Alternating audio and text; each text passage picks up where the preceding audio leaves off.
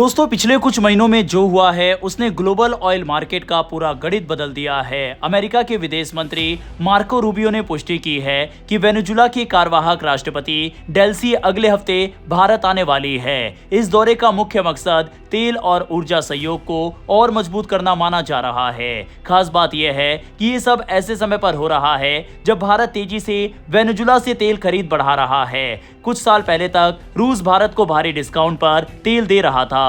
Ukraine युद्ध के बाद पश्चिमी देशों के प्रतिबंधों के कारण रूस अपना तेल सस्ते दामों में बेचने को मजबूर था। उस समय भारत ने इसका फायदा उठाया और रूस भारत का सबसे बड़ा तेल सप्लायर बन गया। लेकिन अब तस्वीर धीरे धीरे बदलती दिखाई दे रही है।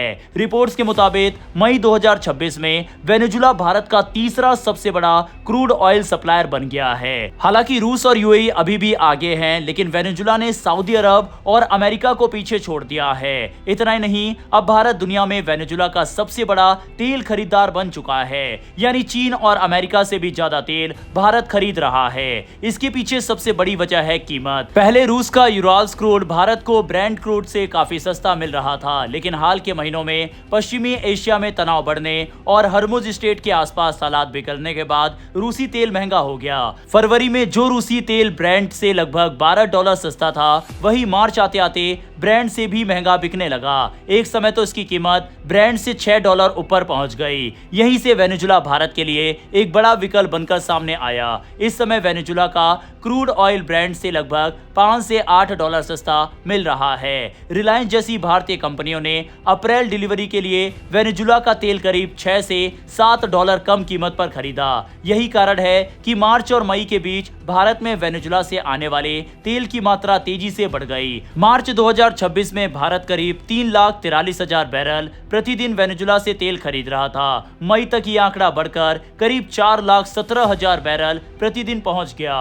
Reliance industries, Indian oil corporation और हिंदुस्तान पेट्रोलियम जैसी बड़ी भारतीय कंपनियां इसमें प्रमुख खरीदार हैं। लेकिन कहानी सिर्फ सस्ते तेल की नहीं है, असली चुनौती रिफाइनिंग की है। वेनेजुला का तेल बहुत भारी और ज्यादा सल्फर वाला होता है। इसमें ऐसे कार्बन कंपाउंड्स होते हैं जिन्हें प्रोसेस करना आसान नहीं होता।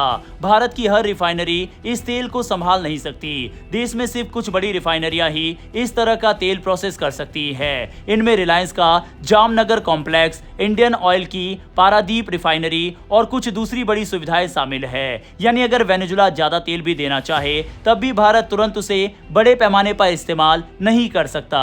दूसरी तरफ रूस की सबसे बड़ी ताकत उसकी स्थापित सप्लाई चेन है। पिछले कुछ सालों में भारतीय रिफाइनरियों ने रूसी तेल के हिसाब से अपनी पूरी खरीद और प्रोसेसिंग व्यवस्था तैयार कर ली है। रूस का तेल ज्यादा रिफाइनरियों में आसानी से इस्तेमाल हो जाता है। यही कारण है कि वेनेजुला के सस्ते होने के बावजूद रूस अभी भी भारत के लिए बेहद महत्वपूर्ण बना हुआ है। वेनेजुला से तेल लाना भी आसान नहीं है। वहां के बंदरगाह पुराने हैं और कई बार तेल को एक जहाज से दूसरे जहाज में ट्रांसफर करना पड़ता है। हाल ही में ऑटोमन सिंसेरिटी नाम का एक टैंकर करीब 10 लाख बैरल तेल लेकर भारत पहुंचा, लेकिन रास्ते में उसे एरुबा के पास शिप टू शिप ट्रांसफर करना पड़ा। इस तरह की प्रक्रिया समय और खर्च दोनों बढ़ा देती है। इसके अलावा भुगतान और गुणवत्ता से जुड़े जोखिम भी है। वेनेजुला की सरकारी तेल कंपनी PDVSA कई बार एडवांस पेमेंट मांगती है, जिसमें खरीदारों पर अतिरिक्त दबाव पड़ता है। वहीं तेल की क्वालिटी में भी बदलाव देखने को मिलता है। इस पूरी कहानी में अमेरिका की भूमिका भी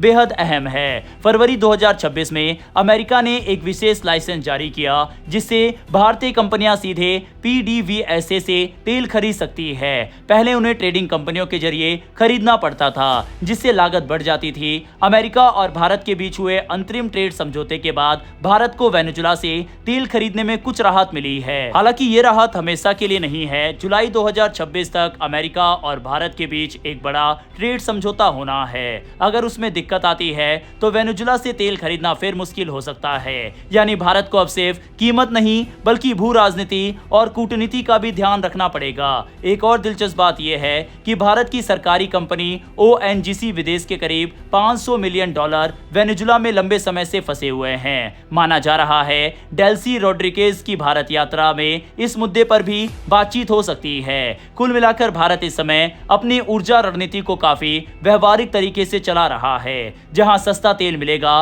राष्ट्रीय हित सुरक्षित रहेगा, भारत वहां से खरीद बढ़ाने की कोशिश करेगा। लेकिन वेनेजुला रूस की पूरी जगह ले पाएगा, ऐसा फिलहाल संभव नहीं दिखता। वजह साफ है, रिफाइनिंग क्षमता, सप्लाई नेटवर्क और राजनीतिक जोखिम। अब देखने वाली बात यह होगी कि आने वाले महीनों में भारत रूस, वेनेजुला और पश्चिमी देशों के बीच इस संतुलन को कैसे संभालता है, क्योंकि आज की दुनिया में तेल सिर्फ ऊर्जा नहीं बल्कि राजनीति और रणनीति का भी सबसे बड़ा हथियार बन चुका है। आपको क्या लगता है, क्या भारत को सस्ते तेल के लिए वेनेजुला पर ज्यादा भरोसा करना चाहिए या रूस के साथ ही आगे बढ़ना चाहिए? अपनी राय कमेंट बॉक्स में लिखकर बताइएगा। फिर मिलेंगे डिफेंस और वर्ल्ड अफेयर से जुड़ी ऐसी एक नई वीडियो के साथ। धन्यवाद। जय हिंद, जय भारत।